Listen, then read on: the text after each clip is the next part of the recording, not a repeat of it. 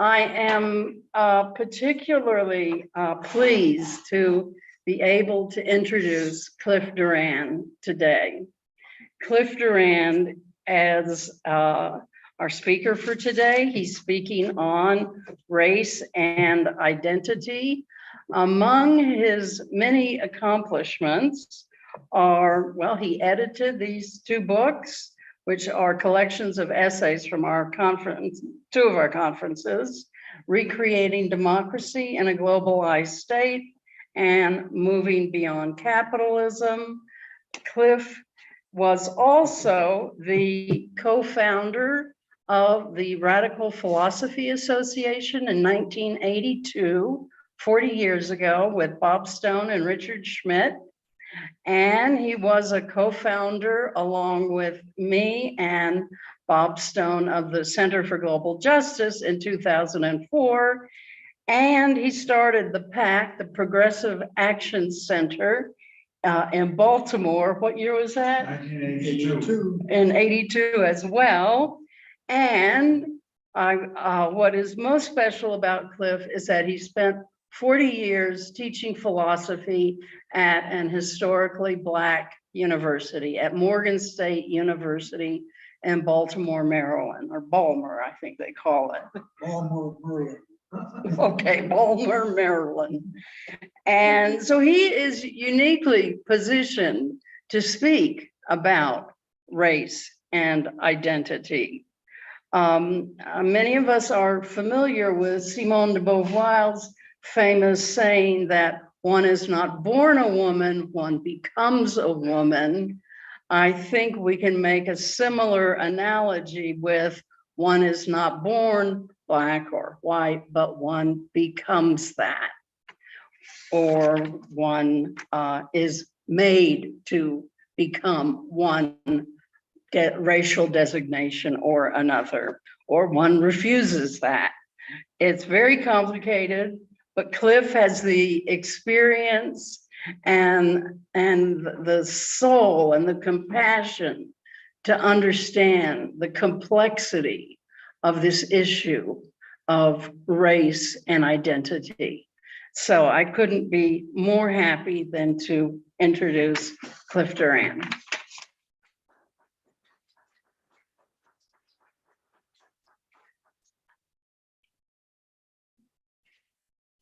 Well, thank you. It was 55 years ago that Martin Luther King gave his last speech, and today we honor his memory. And I will try to live up to his legacy by sharing with you some of his ideas on race and identity. Let me start with the question, what is a race? That's a seemingly simple question with significant implications. It's now generally agreed that race is a social construct. It's not a biological fact, an essence that is given by nature. A race is a multitude who share some physical or other characteristic by which they are deemed to be a racialized group. Thus, individuals are identified by society as members of a race. Also, individuals may self-identify as having some identifying characteristics in common with others who are thus thought of as being of the same race. This distinction between self-identity and social identity is important, but they are often coincide because how society sees you and treats you have a powerful influence on how you see yourself. A social identification of a race is particularly important because it can define how a group is treated. When a powerful group seeks to assert its dominance over other racialized groups, we find racism. The dominant group asserts its superiority over the other group, which is then considered inferior in order to justify its power. Racism is a way to legitimize a power relation that usually has economic benefits. Once European settlers had stolen land from the indigenous people of North America, they then needed a large labor force to work it to produce commodities. Black bodies stolen from Africa provided that labor. The distinguishing characteristics of the dominant group became the mark of their inferiority, with all of the stereotypes and prejudices that go with that. For example, 400 years ago in the Virginia colony, the dominance of slave owners over their African slaves was justified by identifying Black skins as a mark of an essential inferiority. Thus, the Black race was created. At the same time, a white race was also created. With this, we had the invention of modern racism. It was the unequal power relations that led to racism, not the other way around. Once racialized power relations became embedded in the institutional structure of a society, they became self-perpetuating. The disadvantages experienced by the oppressed group tend to be passed down from generation to generation. Likewise, the advantages that accrue to the powerful group also pass from each generation to the next. Thus, we get white privilege. These benefits may not even be sought. They simply come to members of the privileged group by virtue of their socially defined race and are taken for granted. As I pointed out, the social identification of a race has a powerful influence on one's self-identity. There is a tendency to identify oneself as a member of the group to which one has been assigned. After all, we share similar life chances and experiences with those of the same race. It is as a result of the long history of racial oppression in the US and their collective struggle against it that Blacks have developed a strong sense of racial identity. This is particularly remarkable in those cases where an individual does not have the physical characteristics or even the personal experiences of the race with which he or she identifies. Take the case of Kamala Harris. By virtue of skin color, she's hardly Black, nor did she experience significant racial oppression, as far as I know, with an absent Jamaican father and a professional Indian mother who raised her to be Black. She so identifies. This identity was reinforced by her years as a student at the Black Howard University. Thus was her Black self-identity established, even though she could have passed for white had she preferred.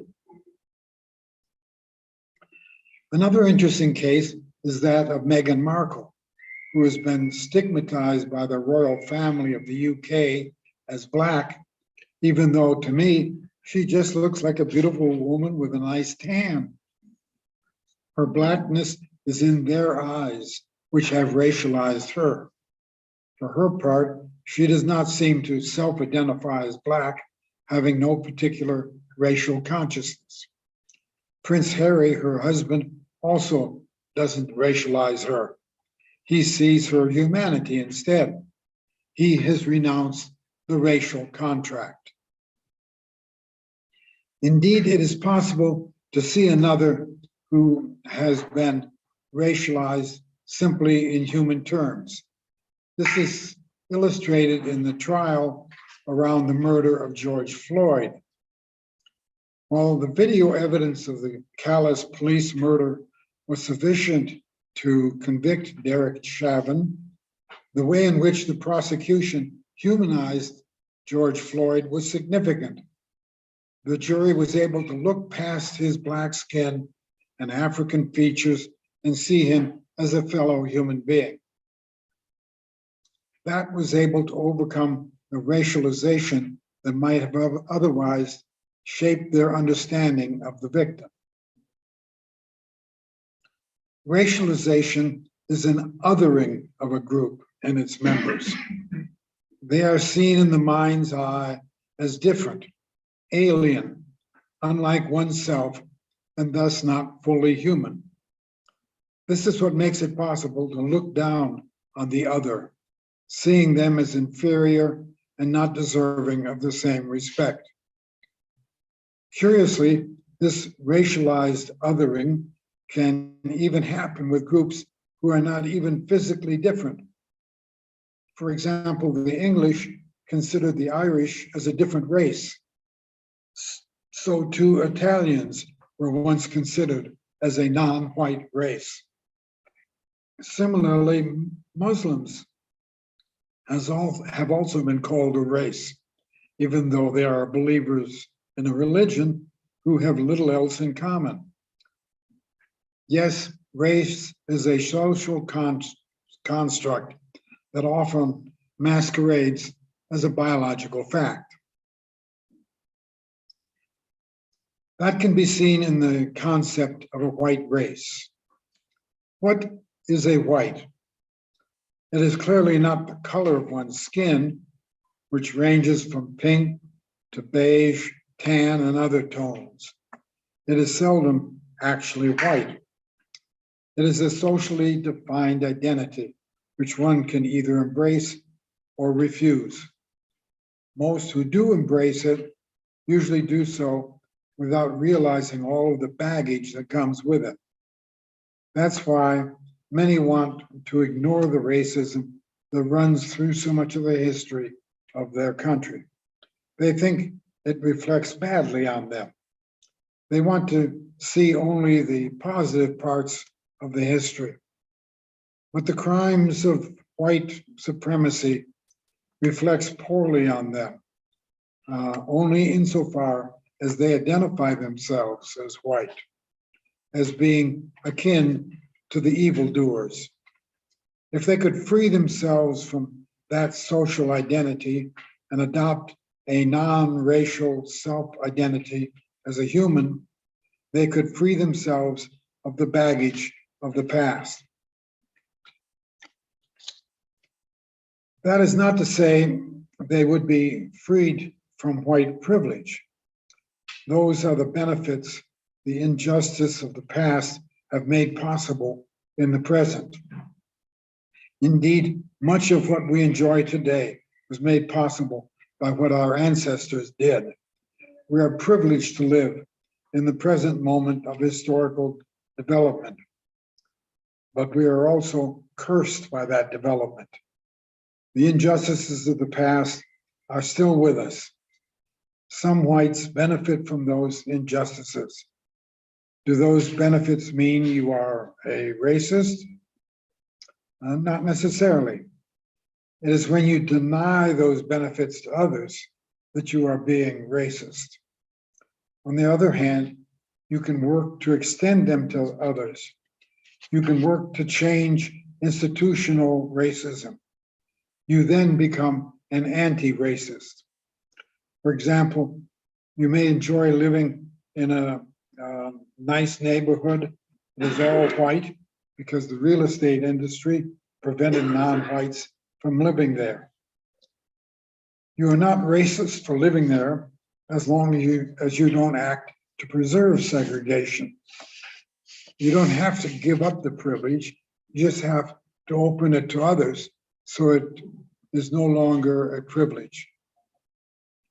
If you act to open it to non-whites, you become an anti-racist. You become a race traitor. That is a person actually defined as white who rejects his whiteness.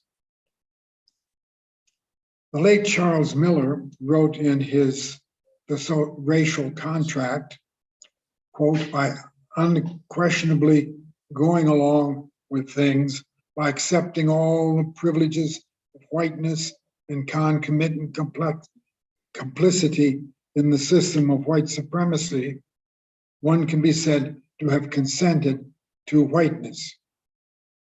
But breaking the contract ultimately means eliciting the appropriate moral condemnation from the race loyalists and white signatories who have not repudiated either. Close quote. The race traitor pays a price for his betrayal. Treason to whiteness is loyalty to humanity, as the saying goes, but that has benefits for far beyond anti-racism's personal cost. It is important to note that in the recent census, a significant number of people who identify as multiracial rather than white. They are defecting from whiteness in the interest of humanity. As you can see, my T-shirt, I am among those who have done so.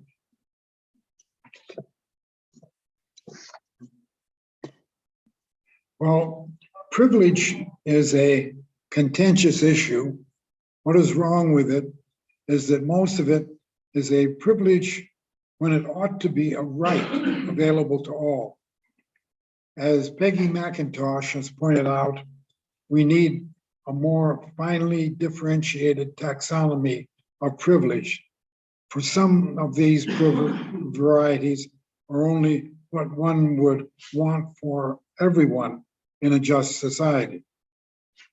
For example, in her popular book, White Fragility, Robin DiAngelo tends to see privileges whites enjoy as racist because they are not also bestowed on blacks. Rather than seeing them as benefits all are entitled to. The privileges are not racist, it is their denial to blacks.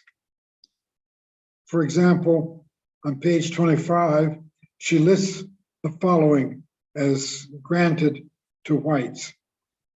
Quote, self-worth, visibility, positive expectations, psychological freedom from the tether of race, freedom of movement, the sense of belonging, and a sense of entitlement to all the above. Close quote. I would argue that all humans are entitled to these benefits. Yet she goes on to suggest that they are unearned advantages whites enjoy. It seems to me the problem is not that whites have unearned advantages, but that blacks have unearned disadvantages.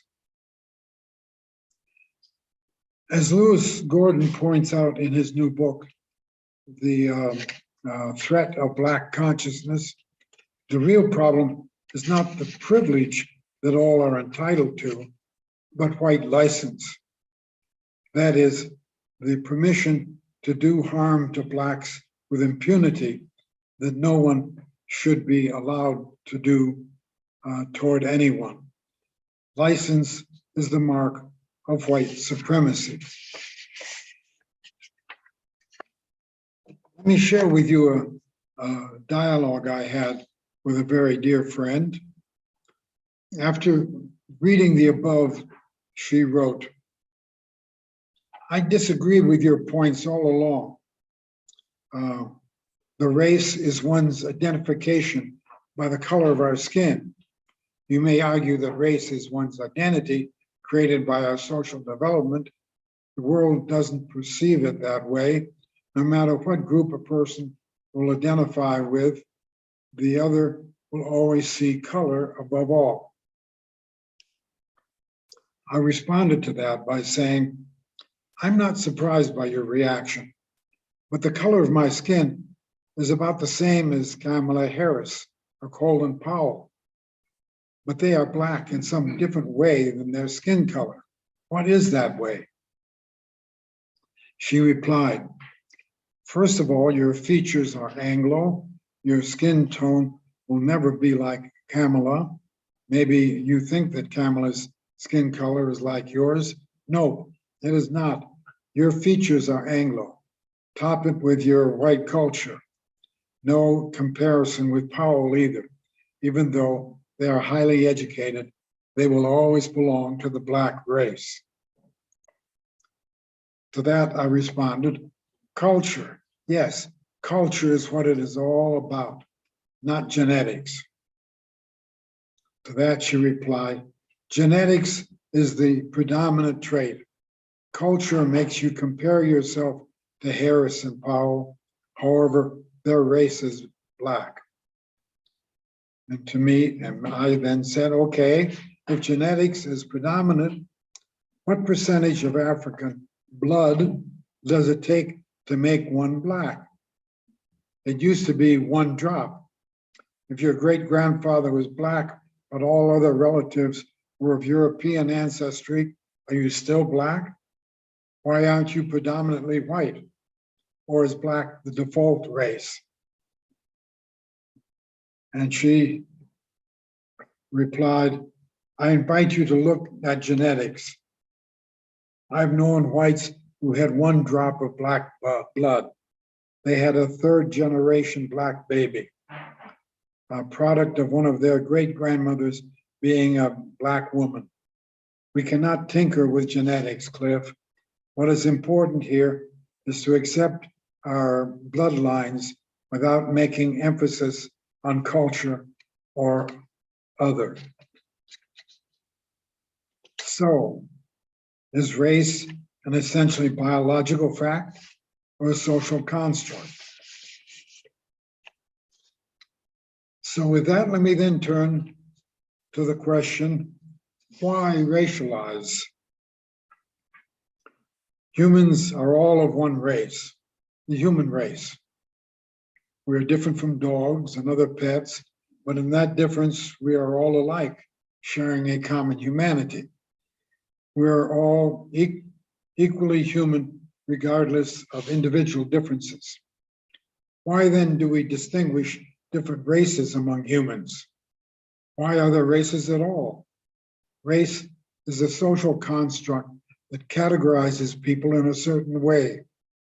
It's not an objective reality. It is not essential. So our question is, why do people assign others to a racialized category? Racialization asserts that others are essentially different from oneself, not just different in appearance, or manners, or beliefs, but essentially different.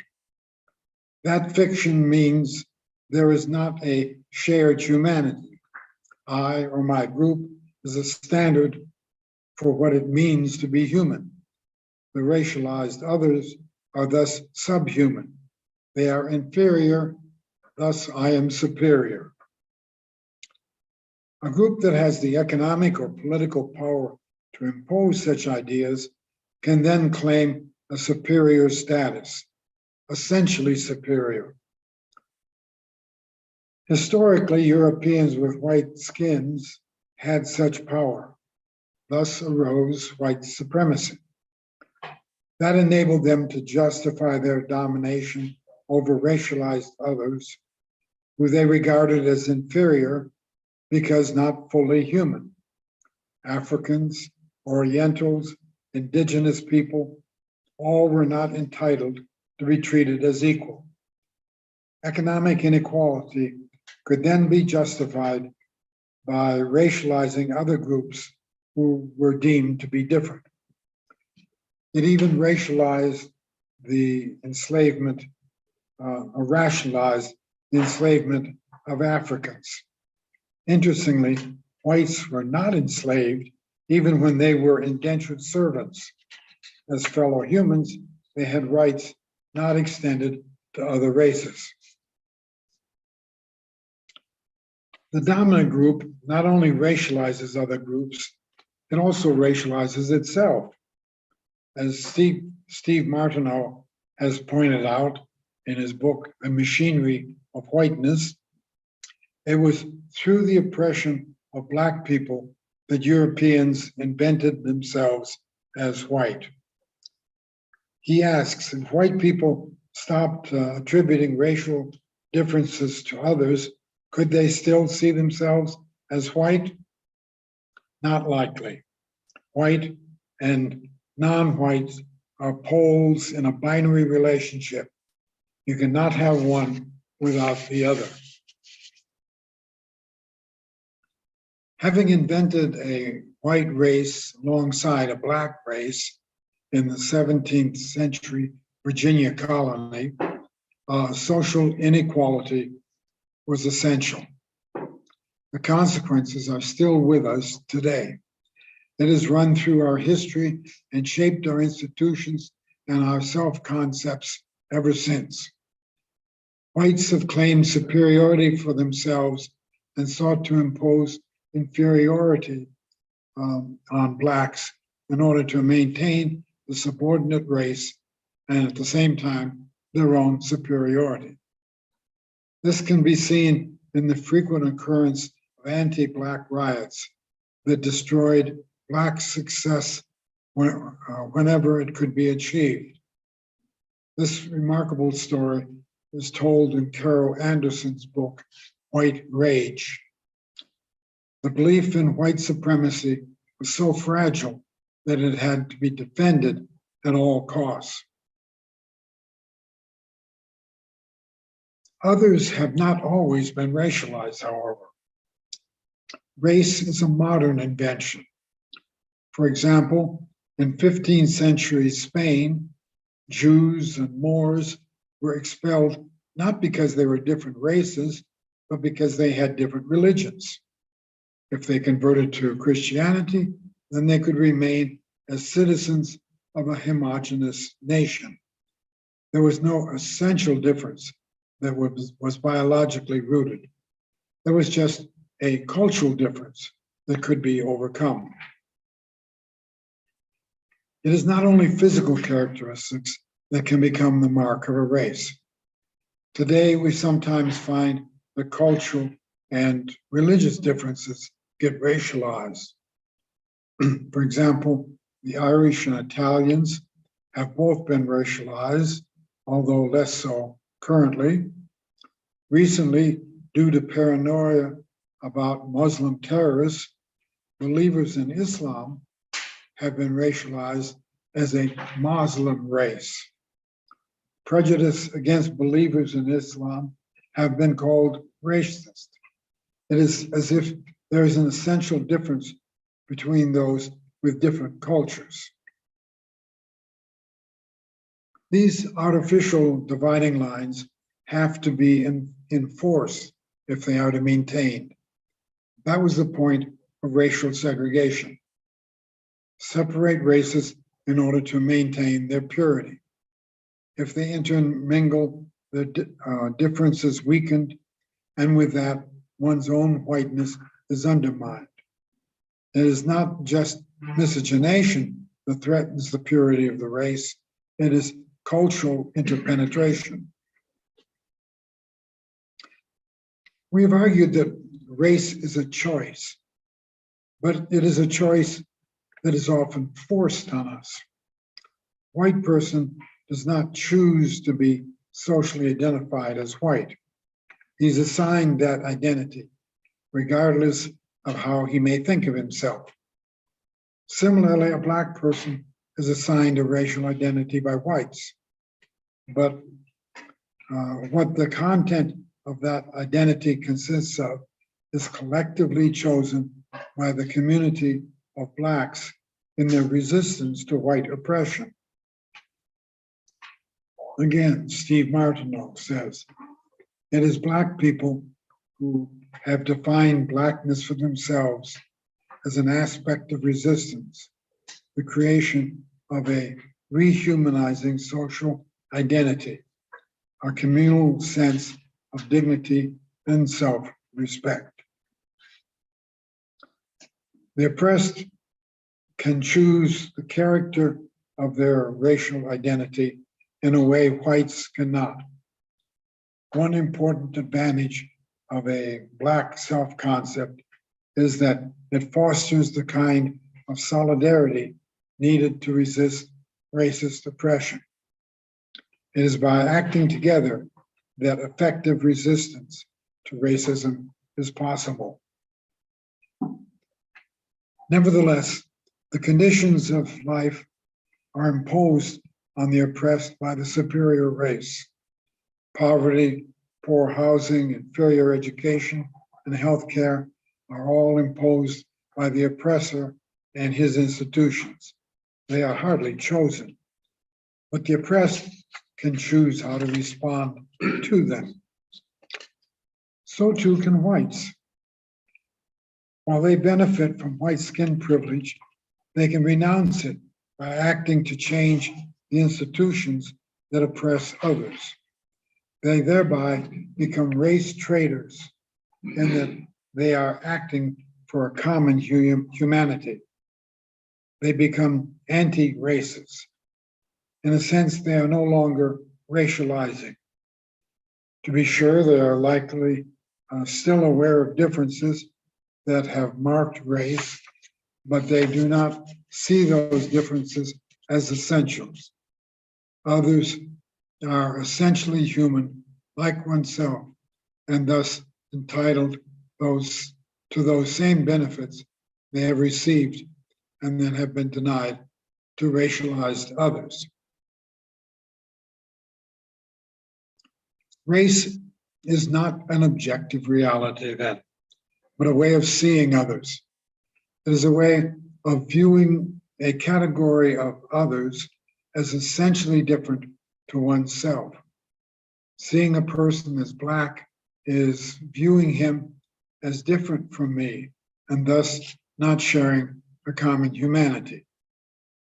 Of course, every other is different in many respects, but in otherizing him, I focus on the difference and fail to see the common humanity. And then when I racialize the other, I put him in a category of those who lack my humanity. That's how race is constructed. How then can it be deconstructed? My struggle against the structural racism that oppresses those who have been socially defined as a race and that benefits those who are socially defined as the privileged group. This requires a political strategy that changes the institutions that bestow disadvantages and benefits. And it's through such political struggles against racism that race is overcome in the sense that one learns a common humanity. Understanding racialization cannot overcome racism, but the struggle against racism can overcome racialization. That it is a fact only because we make it so.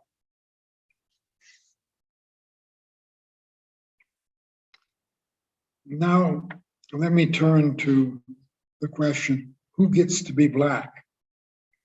Race as choice. But you don't look like an Indian. It's a common frustration for many of the country's American Indians and Alaska Natives. People react with surprise or disbelief when we tell someone that we're from a tribe that is indigenous to the United States. So writes Dana Hedgepeth, member of the Kiowa Saponi tribe of North Carolina. The common misconception is that the indigenous peoples of North America are what is called red men, all of one race. But if a race is defined by physical features such as skin color or facial features, then they are not all of a distinctive race. In fact, they often don't look that different from what is called the white race, as the above quote illustrates. They might more appropriately be called an ethnic group that keeps alive the culture of their ancestors. But except when they are practicing their culture, they may be indistinguishable from their white peers. Most don't even live on reservations, but are urban residents, blending in with the rest of society. As doctors or lawyers or bus drivers or teachers, they are not identified as indigenous. They are hidden in plain sight. Is this also the case with other groups?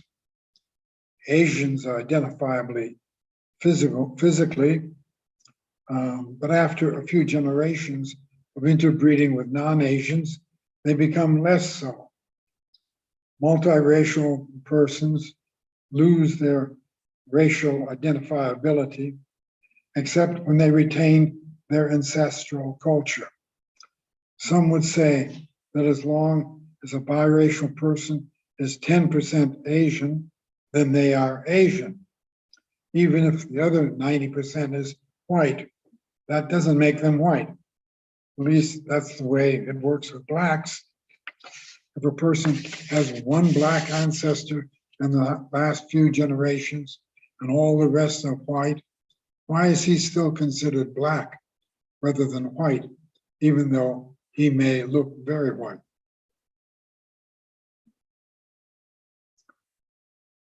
It has been in an effort to avoid racial ambiguities of multiracialism that the US historically banned interracial sex. Anti-miscegenation laws sought to prevent biracialism so as to maintain a sharp line between black and white races. Nevertheless, humans are sexual beings and biracial children are born.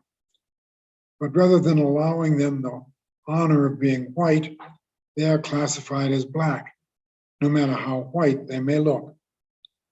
Nevertheless, through generations of interbreeding, they eventually may be able to pass as white.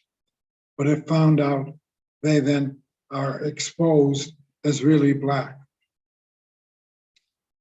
This is the situation we see in the Netflix film Passing. Claire is a very white woman married to a white man who is prejudiced against blacks and thinks of his wife as white like himself. But she secretly identifies as black and starts hanging out in Black Harlem with blacks. Her husband is outraged by this and in a moment of rage pushes her out an open window to her death. There's a lot of ambiguity in this film. Is the husband's rage because he has found out that she is really black, or because she has been hanging out with blacks? To me, it is never clear whether Claire is a black woman passing as white to her husband, or a white woman passing as black to her Harlem friends. Either seems possible. Claire certainly looks very white. Only knowing her genealogy would settle the issue. Or would it? Suppose we found that most of her ancestors were white, but a few were black. Would that settle the issue? Only if we accept the one drop rule. Short of that, there's no objective way to identify her true race. The better course is to accept her self-concept as a black person. This is so even if most or even all of her ancestors were white. In that case, Claire would be a white person passing as Black. In real life, that has been the case with Rachel Dolezal, a self-identified Black woman who became president of the Spokane NAACP and a part-time professor of African Studies. She was a prominent civil rights activist and graduate of Howard University. Even though she had she has no African American lineage, her parents are Caucasian, of German and Czech descent, her self-identity is strongly Black. But society says she is white, and she ended up having to step down from her NAACP leadership when she was outed by her parents. But since age 5, she had identified with her adopted Black siblings and has felt herself to be Black ever since. Her student years at predominantly Black Howard University were the happiest years in her life because she felt like I could relax and just be myself. Howard is a school that exists to promote Black values. It is definitely an oasis. So here we have a woman who society identifies as white, but who self-identifies as Black. I would contend she's not just passing as Black, she really is Black. But now, having been outed as white, she has to live an identity she does not embrace as her own. Blacks no longer accept her as one of them, and whites insist she belongs to their race. So the question then is, who gets to be Black? Society has ways of assigning individuals to racialized categories, but one does not need to internalize that as one's own self-concept. Escaping those social impositions is never easy, but it is possible. It is possible to self-identify as Black, even when society says you are not. That's what Rachel Dolezal did. She chose to be Black. It should be pointed out, however, that choosing to be Black is not an anti-racist action. The structure of inequalities of wealth, power, and privilege remains untouched. Such a choice only means you have changed your place within that structure. Choosing to be Black is a kind of private escape from the burden of whiteness, but it does not make you an anti-racist.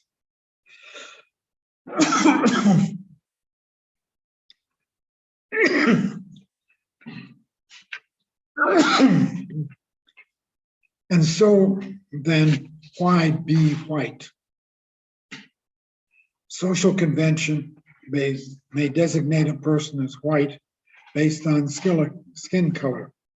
But my question is, why accept this as your own self-concept? But what would it mean if you did so? To self-identify as white, is to embrace membership in a racialized group. Considering all of the crimes that have been committed in the name of a white race, why would anyone knowingly accept such an assignment? Wouldn't it mean accepting guilt for all those crimes? While there may also be good things done in the name of whiteness, nevertheless, there's still a heavy moral burden must bear with any such identification. Better to simply reject such a self-concept. There are, as we know, some who embrace a white self-identity and all it entails with its legacy of oppression and violence. They do so out of a virulent rejection of other races, racialized groups, be they Black, Asian, Indigenous, or whatever. This is the extreme racism we see among those who find a sense of social acceptance of value in being part of a like-minded tribe. Consider Donald Trump's tribe, for example. Then there are those who identify as white, but reject much of what has been done in its name. They are the ones who then have to cope with the guilt they have naively accepted. I'm not responsible for what my ancestors did, they plead, and correctly so. Still, they also have to contend with their own personal characteristics that they see as white. But why see those characteristics as racial? If one is critical of one's arrogance or self-centeredness or other personal characteristics, why racialize them as marks of whiteness? Aren't there also Blacks who are arrogant or self-centered? No group has a monopoly on such things, nor does every member of a group have them. Nothing is gained by racializing any moral shortcomings. All humans are imperfect.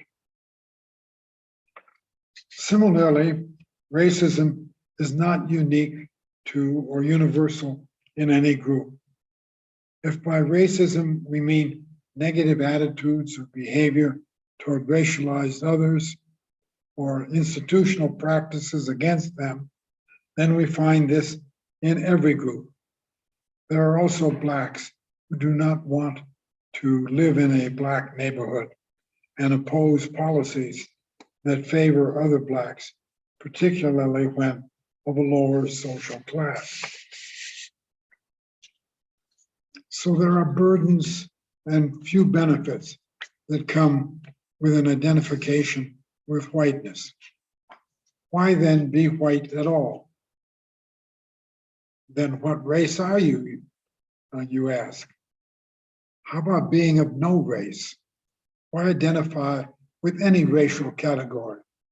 Instead, simply assert, I used to be a white American, but I gave it up in the interest of humanity. You thereby become a race traitor.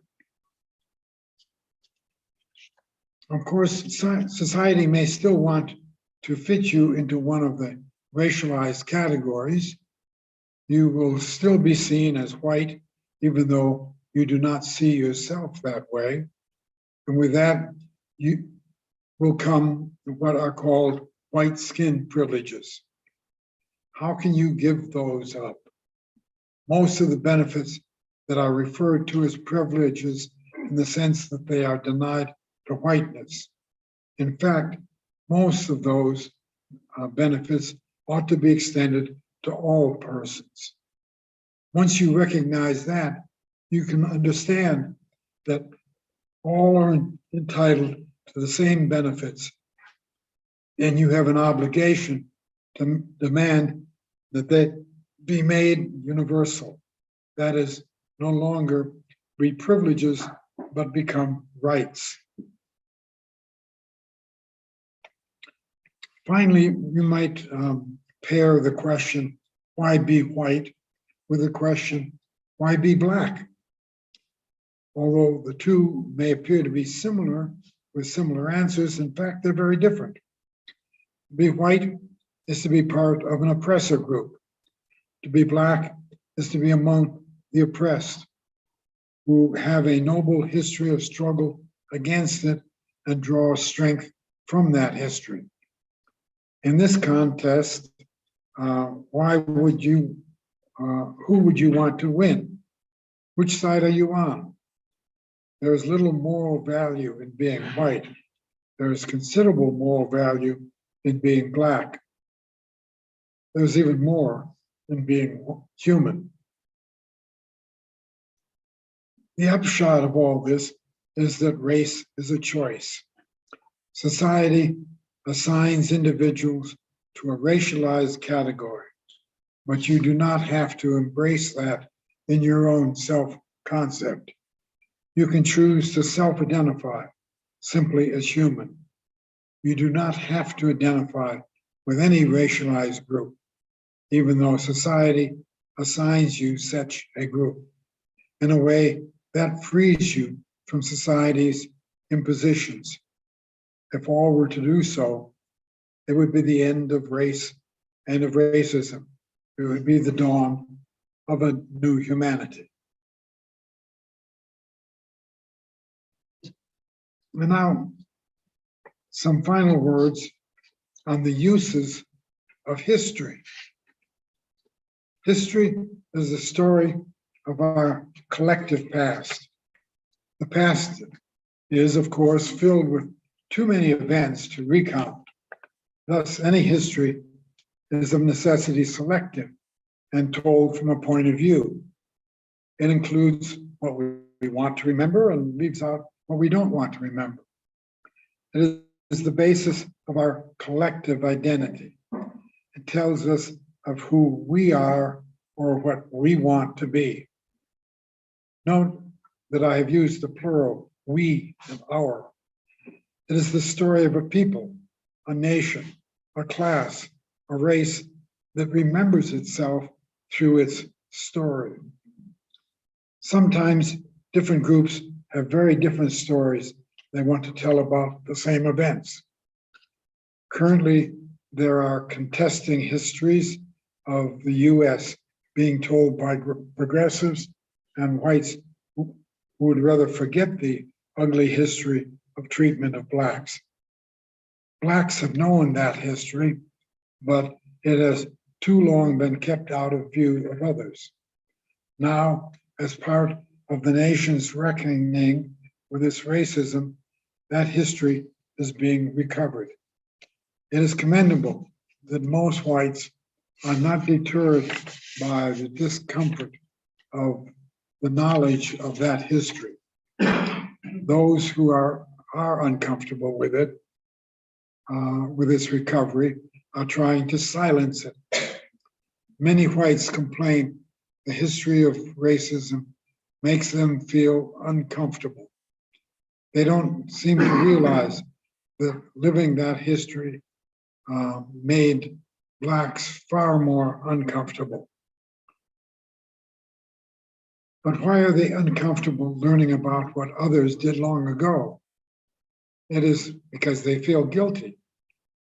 Why such feelings? It is because they identify with the actions of others, thinking all whites are complicit in what others did. It's strange if you think about it. How can an entire present generation be responsible for what an earlier generation did? That is because we often want to take credit for the good things that our group did.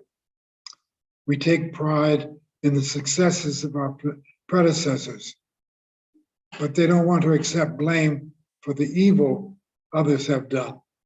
And so we seek to erase it from our history. When we are then confronted with it, we fight back, not because it isn't true, but because we want to avoid the threat to the collective memory we cherish.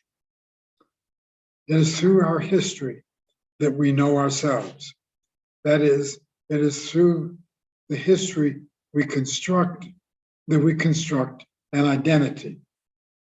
It is equally the case that it is through the identities we construct a history. That story is designed to support an identity we have chosen. Monuments are a way of remembering a past. Statues celebrate our heroes, often with a fictitious story. Confederate statues are a case in point. But when our identities change, those monuments can become an inconvenience. Consider the statue of Teddy Roosevelt that until recently had stood for 80 years in front of the Museum of Natural History in New York City.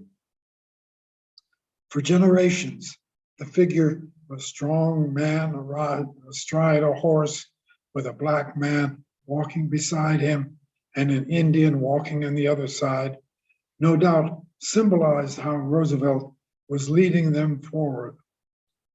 But as the temper of our times has changed, the racism of this white paternalism has become an embarrassment, and it has now been removed to a museum in the remote state of North Dakota. Out of sight, out of mind. A contested history can be resolved by the removal of its symbols. But oftentimes, a history can give strength to those whose identity is rooted in it. The Black community has constructed an identity against white supremacy in order to survive oppression. An important part of that identity is rooted in the history of a people.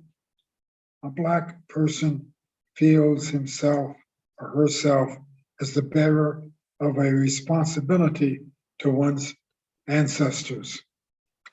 Amanda Gorman tells of the courage she found to present her poem at the 2021 inauguration by reciting this mantra. I am the daughter of Black writers. We're descended from freedom fighters who broke their chains and they changed the world. They call me. Her identity is not just individual, it is collective, and she draws strength from that. We tend to embrace a history that serves us in the present. Blacks embrace the story of their people because it gives them a sense of collective purpose. Similarly, Southern white supremacists embrace a history of the Civil War that portrays them as victims of Northern aggression. So, who makes history? Who decides what the story of the past will tell? It is the present generation of a group that writes their story in a way that will be useful for its purposes. Thus, history is flexible, shaped pragmatically to suit the needs at hand. Thank you.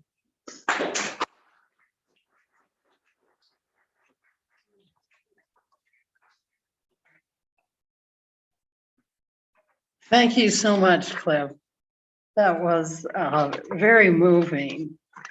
We now have time for questions, comments, discussion, please. Yes, so Do you want to come up here and ask your question? Sure.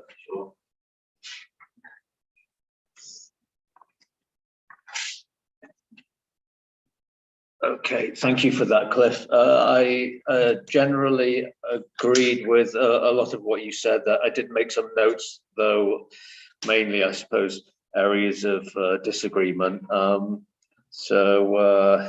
I'd say we share a common humanity, as you pointed out, but I'd say we do have different races, and I wouldn't recommend ignoring that. I think it is a fact. So there are small biological differences which should be generally ignored in social and work situations, but they shouldn't be ignored completely. There are situations where the fact that someone is of a different race might have real life implications. So, for example, Black people who have a propensity to certain diseases like sickle cell anemia, their race shouldn't be ignored. Though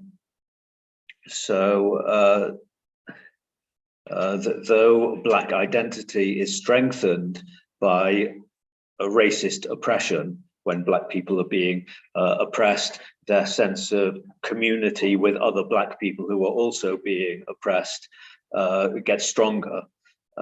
So though Black identity is strengthened by racist oppression, I imagine that even if we were living in a world with no racism, Black people, for example, would still continue to identify as Black and enjoy their particular culture.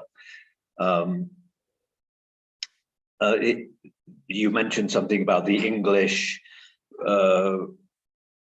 referring to Irish as having a different race. They might have, I don't know, a couple of hundred years ago. That they don't do that now, and even when they used to, the word race, I think, was used more loosely than today to include, even if someone was of a different ethnicity, maybe in a different country, they might be referred to as having a different race. So rather than genetics, like Jews used to also be referred to as a different race many years ago. So, and just because when people are of mixed race, it makes it difficult for them to be categorized as of a specific race. You mentioned the example of Kamala Harris. But that doesn't mean that race doesn't exist, just because there are instances where it can be difficult to identify someone and categorize them into a specific race. Just the last point was that you mentioned Rachel Dolezal, a white woman who passed as Black and became the leader of a Black organization. She was not honest about her genetic racial background. So that was her mistake. She should have been honest, and so accepting her as fully Black when she is actually fully genetically white, but identifies with Black culture, is an inaccuracy. She should be identified as genetically white, but someone who embraces Black culture. Like the transgender movement insisting that genetic males should be accepted as fully 100% female because they self-identified that way. That's also a mistake. So those were my points. Yeah. Thank you for raising the ambiguity of everything that Cliff is discussing. Would you like to address that? Sure. You started by saying that there are races, racial differences, but and that they are genetically based. But not all differences that are genetically based constitute a race. Are blondes, for example, a different race than brunettes or redheads? Of course not. We take certain characteristics as marking a race, but they are something that that we choose to see as constituting a race. You mentioned biracial. There's an increasing number of the population who are biracial. For example, in the 2020 census, the white population remained the largest race or ethnicity group in the United States, with 204 million people identifying as white overall. 235 million people reported white alone or in combination with another group. However, the white alone population decreased by 8.6% since 2010. Two or more races population, also referred to as the multiracial population, has changed considerably since 2010.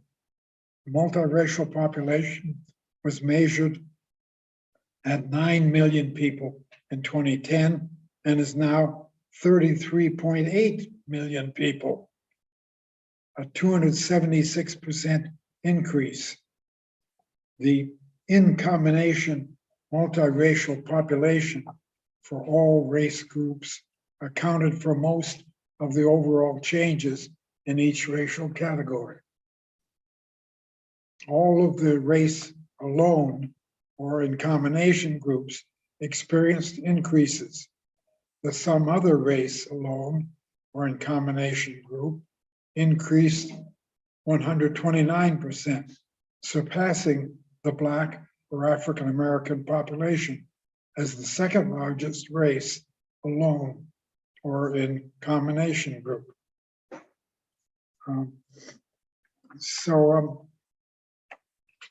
Race has become a very ambiguous category, and one that that I think we would do best to dispense with completely.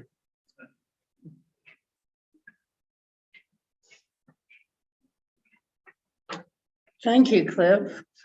Are there, Bob, I saw your hand first, and then Arturo. Is there, I don't see the chat box on this screen. Okay, and one person has their hand up. That's Mark Ginsburg. Whose question would you like to take next? Okay, Bob, Arturo, then Mark. Thank you. Right, okay. I want to thank you, my dear friend, for this liberating and profound analysis, which I share completely, with the following emendation, maybe amendment. I would like to, well, let me give a little bit of my own experience. I was raised by a Black nanny and literally abandoned by my mother to her, and became culturally Black. And so when the Civil Rights Movement came along, I joined the freedom struggle in 1964 in Mississippi, putting my life on the line as was planned by organizers. And so Cliff consciously chose to teach at a historically Black university. His struggle is just as deep as mine has been, but there's the risk in this of being of what we call white saviors syndrome, which we just saw exhibited in the film Avatar recently. And so how do you get away from that?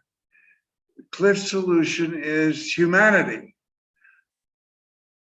I share that, but I want to say of humanity that it comes with all sorts of pre-racialized, non-racialized differences. In other words, there are differences of that are liable to be racialized, like skin color. Now, why would skin color be racialized? What is the process of racialization and how does it occur? Why has racialization appeared in human history? I think that the most durable kind of Rome was pretty much colorblind. The terrible culture of domination and all. But modern imperialism is, I think, the origin of racialization as a practice. And I think that I've learned from Cliff that Spain took conversion of after 1492 took conversion to be adequate to avoid massacre. And so here in Mexico, and I have only one Mexican comrade here with us today. I want to make some claims about Mexico that made it so different in its response, equally imperialist, terribly imperialist, seeking gold, but it saw the indigenous as convertible. Okay, excuse me. I have to move along here. I don't want to take too much time. So, yes. We really have an example here of a non-exterminist site of imperialism. It did not, there were too many indigenous. They had to be converted. There weren't enough in North America. They could be exterminated. So it's not because there was no racial element in the settlement of Mexico. But Mexico did not have slavery. Very important. Did not have seek Africans to do its agriculture. So I want to say, I think humanity has comes in many colors, and that if you push beyond those differences, you don't get humanity. It's variously exemplified in the Hegelian notion of unbridgeable differences. We are different. We are multiple in our races.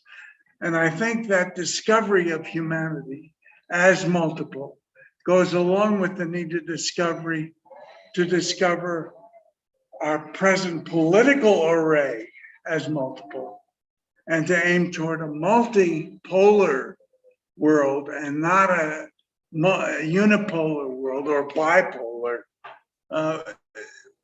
to move beyond imperialism in every way is to move beyond racism and classism of imperialism to a multipolar, multiracial, except we want to erase the motive for racialization, and that's going to be in overcoming the original cause of it, which is imperialism. We need to give birth to a humanity that is powerful, and we are powerful, as varied, as different among us.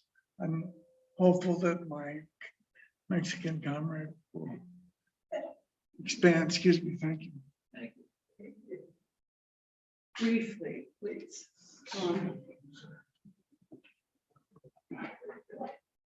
Does anyone have a pen?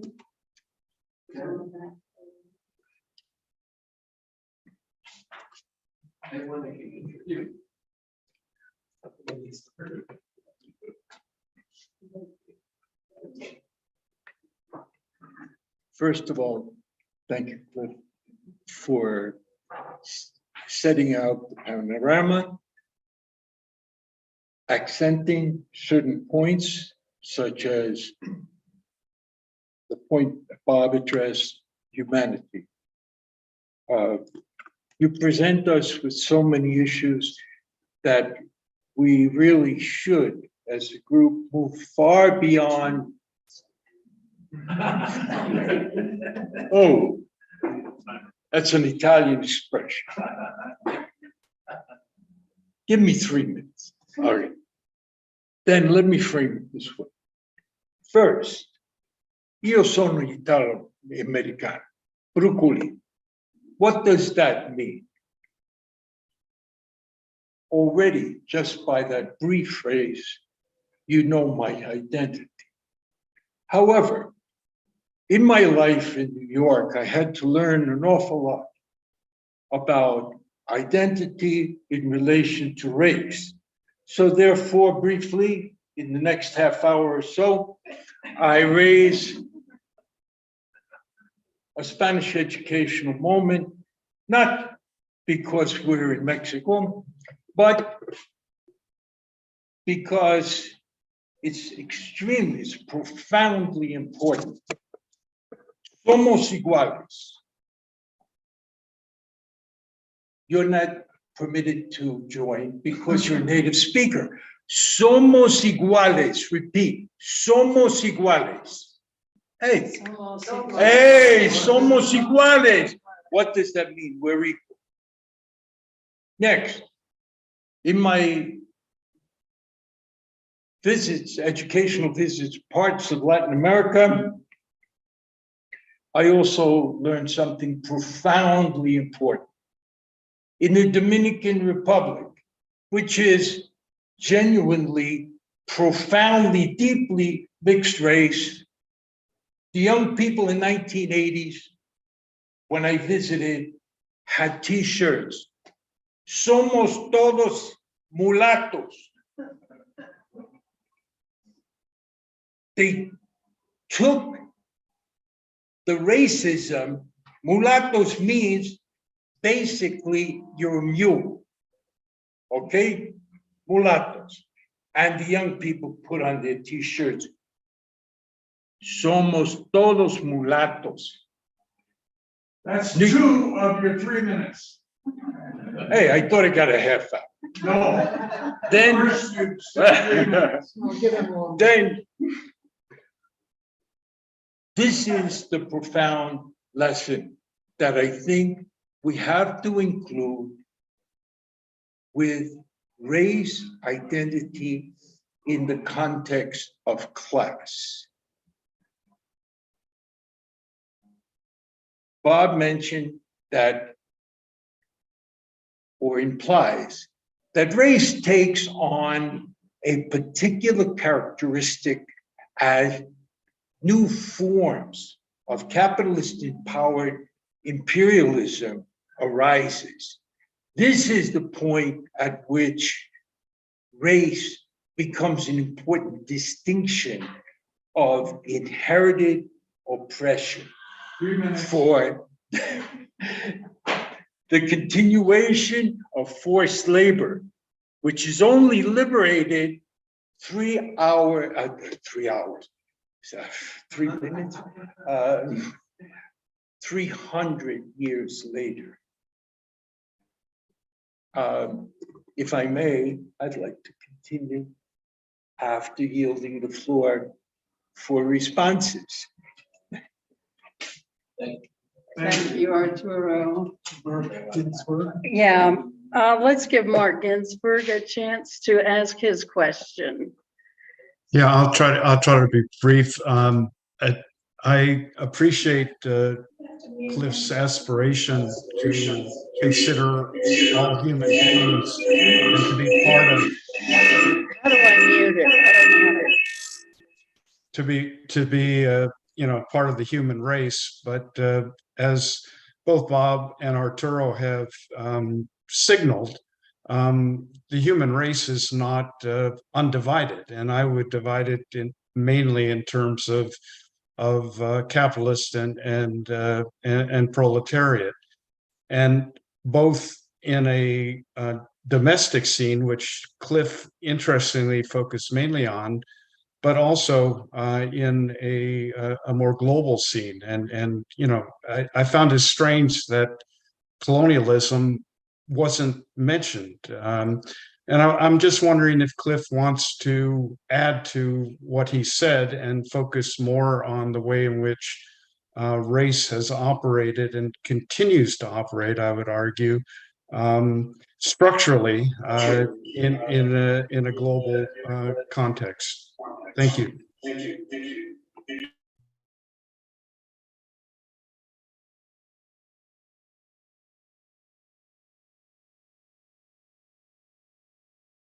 Unmuted.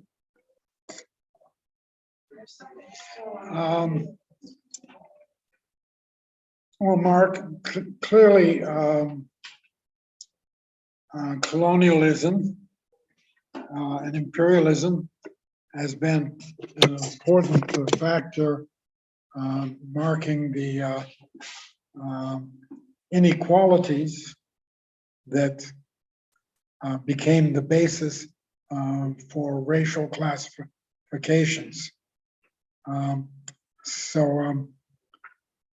mean, one could well write a history of the darker nations, as Vijay Prashad calls it, and it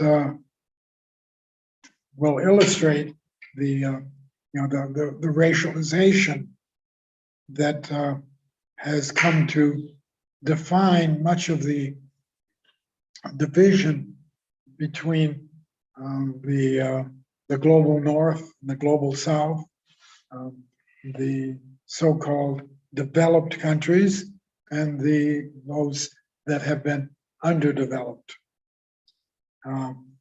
In doing that, I think that we could move forward as Jose Marti does, points the way forward.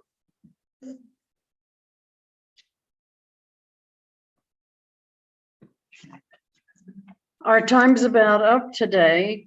I want to thank everyone for participating in this discussion. Today's webinar, as well as all of our past programs, are available on YouTube, and they're accessible from our website, www.globaljusticecenter.org. And I'd like to thank our entire webinar team: Liz Mestras, Gregory Diamond, Roberto Robles, Olivia Canales, Cliff DuRand, Bob Stone, and myself for today's program. And thank you all very much for coming. It's 2:30.